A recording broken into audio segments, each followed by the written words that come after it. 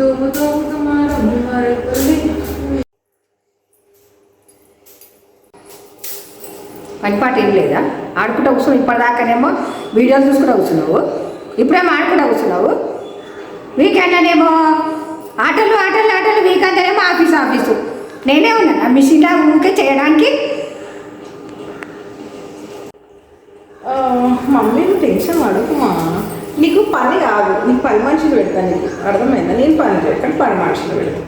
ఏమన్నా అనగానే మమ్మీ అనగానే కడుపు నిండిపోతుంది. నాకు పని చేసేది అయితే లేదు. నీకు పని మనుషులు పెడతాం మమ్మీ, లేకపోతే మన తమ్ముడు ఉన్నాడు కదా పనుడు. నేను మరీ అంత ఎదవలా కనపడుతున్నారా? అవును.